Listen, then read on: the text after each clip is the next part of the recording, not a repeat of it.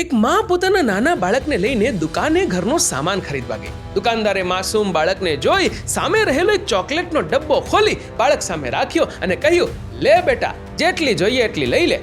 બાળકે ચોકલેટ લીધી નહીં. દુકાનદારે ફરીથી પ્રેમથી કહ્યું, લે બેટા, લઈ લે. બાળકે ફરીથી ચોકલેટ ના લીધી. દુકાનદારે જાતે ડબ્બામાંથી એક મુઠ્ઠો ભર્યો ને છોકરાને કહ્યું, લે બેટા, લઈ લે. છોકરાએ આ વખતે તરત જ પોતાના બંને હાથથી ખોબો ધર્યો ને બધી ચોકલેટ લઈ લીધી. રસ્તામાં માએ બાળકને પૂછ્યું, બેટા, પહેલા તે ચોકલેટ ના લીધી અને પછી એ અંકલે આપી તો કેમ ખોબો ધર્યો? બાળકે કહ્યું, મમ્મી, મારા હાથ તો નાના એવા છે. હું ડબ્બામાંથી જાતે ચોકલેટ લેત તો થોડીક જ આવે. અંકલનો હાથ બહુ મોટો છે, એણે મને આપી તો જો મારો આખો ખોબો ભરાઈ ગયો.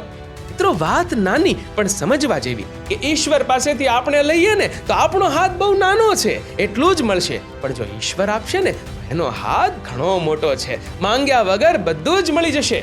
મારો વિડીયો વિશે શું કહેવું છે કમેન્ટ કરજો અને વિડીયો ગમ્યો હોય તો લાઈક કરજો અને શેર પણ.